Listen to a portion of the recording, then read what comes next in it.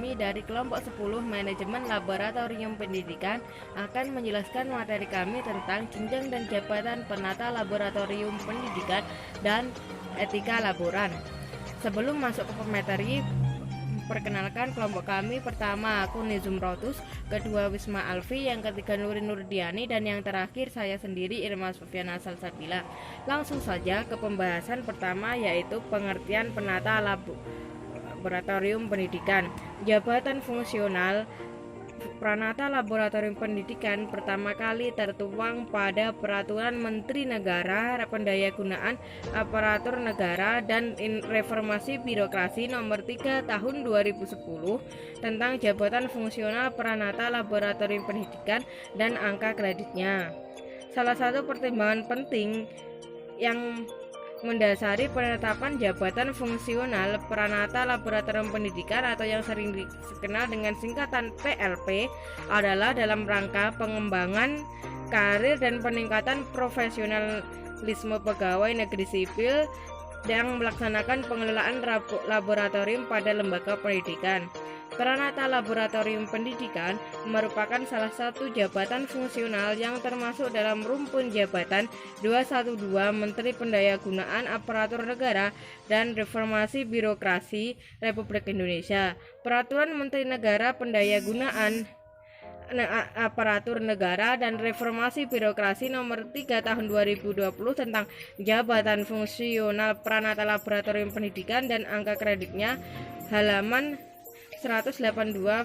Fungsional pegawai negeri sipil lainnya seperti pustakawan, pranata komputer, dan arsiparis. Jabatan fungsional Pranata Laboratorium Pendidikan adalah jabatan yang mempunyai ruang lingkup tugas, tanggung jawab, dan wewenang untuk melaksanakan pengelolaan laboratorium pendidikan yang diduduki oleh pegawai negeri sipil dengan hak dan kewajiban yang diberikan secara penuh oleh pejabat yang berwenang. Untuk materi selanjutnya akan dijelaskan oleh teman-teman kami. Selanjutnya yakni B. Jenjang dan jabatan Pranata Laboratorium Pendidikan. Seperti yang sudah dijelaskan oleh Peraturan Menteri Pendayagunaan Aparatur Negara dan Reformasi menetapkan bahwa jabatan fungsional Pranata Laboratorium Pendidikan terdiri atas kategori keterampilan dan yang kedua ada kategori keahlian. Yang pertama yakni kategori keterampilan. Ada tiga di sini, bagi tiga. Yang pertama Pranata Laboratorium Pendidikan terampil, dan yang kedua ada Pranata Laboratorium Pendidikan mahir, dan yang ketiga ada Pranata Laboratorium Pendidikan penyelia. Dan sedangkan yang jenjang jabatan fungsional Pranata Laboratorium Pendidikan kategori keahlian, yang pertama kan adalah keterampilan, yang kedua ada keahlian. Di sini juga terdiri atas tiga. Ini yang pertama ada Pranata Laboratorium Pendidikan ahli pertama, dan yang kedua ada Pranata Laboratorium Pendidikan ahli muda, dan yang ketiga ada Pranata Laboratorium Pendidikan ahli madya. Berdasarkan pangkat dan golongan. Jadi ini berdasarkan pangkatnya dan golongannya. Di atas yang pertama biar mudah, ini yang Pranata Laboratorium Pendidikan ini kita singkat PLP ya. Jadi PLP tingkat keterampilan. Jadi di sini ada dua, yakni PLP tingkat keterampilan dan tingkat keahlian. Yang pertama yang kita bahas ini adalah PLP tingkat keterampilan. Ini juga dibagi tiga seperti yang di atas tadi. Yang pertama ini PLP pelaksana ya. Ini sebagai pengatur, golongannya ini golongan ruang 2D, dan pengatur tingkat 1 itu golongannya ruang 2D. Sedangkan yang kedua ada PLP pelaksana lanjutan, penata muda, itu golongan ruangnya 3A, dan penata muda tingkat 1 itu golongannya 3B. Dan selanjutnya yang ketiga ada PLP penyelia, itu penata, sebagai penata, yang pangkatnya sebagai penata, itu golongannya golongan ruangnya 3C, dan penata tingkat 1 golongannya ruang 3D. Dan yang kedua ada, tadi kan yang pertama itu tingkat keterampilan, yang kedua ini adalah tingkat keahlian. Untuk tingkat keahlian ini terjadi 3, yakni yang pertama PLP pertama, penata muda, terus golongannya ruang 3A dan penata muda tingkat 1, golongan ruangnya itu 3B. Dan yang kedua ada PLP muda penata, juga sebagai penata, terus golongan ruangnya itu 3C, dan penata tingkat 1 golongan ruangnya adalah 3D. Yang ketiga ada PLP madya, yakni sebagai pembina, golongan ruangnya 4A, dan pembina tingkat 1 itu golongan ruangnya 4B. Dan yang terakhir ada pembina utama muda, itu golongan ruangnya 4C.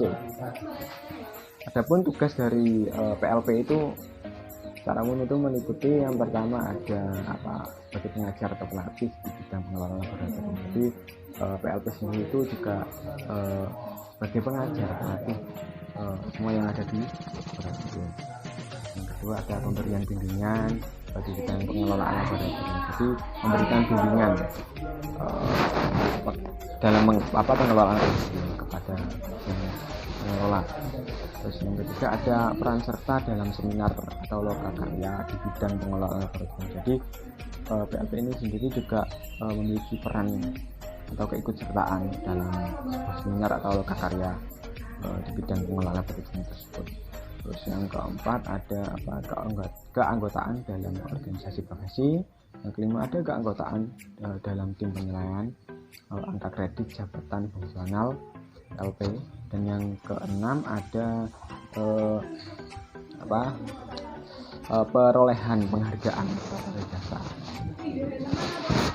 Dan terakhir yang ketujuh ada perolehan gelar sarjana dan lain-lain. Untuk yang selanjutnya akan dijelaskan oleh Mbak Kuni. Mungkin itu cukup dari saya. Terima kasih. Assalamualaikum warahmatullahi wabarakatuh. Saya akan melanjutkan materi dari Mas Wisma, yaitu pengangkatan pegawai negeri sipil untuk menjadi pranata lab pendidikan dilakukan melalui pengangkatan pertama, perpindahan dari jabatan lain, dan promosi. Untuk pengangkatan pertama yaitu pengangkatan untuk mengisi lowongan kebutuhan dari calon PNS. Terdapat 2 kategori. Yang pertama yaitu kategori keterampilan. Kategori keterampilan harus memenuhi persyaratan. Yang pertama yaitu berstatus PNS, memiliki integritas dan moralitas yang baik, sehat jasmani dan rohani, berijazah paling rendah D3, mengikuti tes uji kompetensi teknis, nilai prestasi paling rendah bernilai baik dalam 1 tahun terakhir. Yang kedua yaitu kategori keahlian. Kategori keahlian harus memenuhi persyaratan. Yang pertama berstatus PNS, memiliki integritas dan moralitas yang baik, sehat jasmani dan rohani, ijazah paling rendah S1. Perpindahan dari jabatan lain yaitu pengangkatan dalam jabatan fungsional. Pranata laboratorium pendidikan melalui perpindahan dari jabatan lain harus mempertimbangkan kebutuhan untuk jenjang jabatan fungsional yang akan diduduki. Yang ketiga yaitu promosi. Promosi yaitu pengangkatan dalam jabatan fungsional pranata laboratorium pendidikan melalui promosi harus mempertimbangkan kebutuhan untuk jenjang jabatan fungsional yang akan diduduki. Sekian itu tadi penjelasan dari saya. Selanjutnya akan dijelaskan oleh Mbak Nurin. Terima kasih. Assalamualaikum warahmatullahi wabarakatuh. Saya Nurul Diani akan melanjutkan pembahasan mengenai kode etik laboran pendidikan. Langsung saja, laboran merupakan petugas non-guru yang membantu guru untuk melaksanakan kegiatan praktikum atau peragaan yang meliputi penyiapan bahan, membantu pelaksanaan praktikum, serta mengawasi atau membersihkan bahan dan alat setelah praktikum selesai dilaksanakan. Laboran juga bisa dikatakan sebagai tenaga kependidikan yang bekerja di laboratorium dan membantu proses belajar mengajar serta penelitian. Selanjutnya mengenai kode etik. Kode etik merupakan norma yang menjadi pedoman tingkah laku manusia dengan memerhatikan kepatuhan yang berlaku di komunitas profesi atau di dalam sebuah organisasi. Dengan adanya etika ini, manusia dapat memilih dan memutuskan pola perilaku mana yang baik yang berdasarkan dengan aturan moral yang berlaku pada sebuah organisasi. Selanjutnya, perilaku etika dapat meliputi 4, yaitu yang pertama pertanggungjawaban, yang kedua pengabdian, yang ketiga kesetiaan atau loyalitas, yang keempat kepekaan, dan yang kelima persamaan, yang keenam kepantasan. Selanjutnya kode etik laboran pendidikan antara lain meliputi yang pertama ada mengikuti perkembangan ilmu pengetahuan dan menjaga tingkat ilmu pengetahuan seiring dengan kemajuan ilmu pengetahuan dan teknologi. Selanjutnya yang kedua, membantu dan memperlancar pengembangan ilmu pengetahuan dan teknologi terutama di bidang laboratorium pendidikan dengan penuh loyalitas dan kejujuran. Dan yang ketiga, bertindak secara rasional, objektif, terbuka, dan jujur. Yang selanjutnya yang keempat, menjaga kehormatan diri dengan tidak melanggar nilai-nilai norma yang berlaku dalam sebuah organisasi laboratorium serta menjalankan tugasnya sebagai tenaga kependidikan dengan baik. Dan yang kelima, mengembangkan maupun meningkatkan mutu profesi sebagai laboran. Dan yang keenam, membantu serta memfasilitasi mahasiswi maupun mahasiswa untuk menjadi ilmuwan yang beriman, bertakwa, berilmu pengetahuan dan teknologi yang berguna bagi masyarakat, bangsa, dan umat manusia. Dan yang selanjutnya yang ketujuh, yaitu membantu melaksanakan proses pendidikan dan pembelajaran dengan sikap tulus, ikhlas, kreatif, komunikatif, serta inovatif yang berpegang teguh pada moral luhur, yang profesional, serta tidak diskriminatif. Dan yang kedelapan, menunjang proses kelancaran pendidikan dan pembelajaran di laboratorium. Mungkin itu penjelasan dari kelompok 10, kurang lebihnya kami mohon maaf. Wassalamualaikum warahmatullahi wabarakatuh.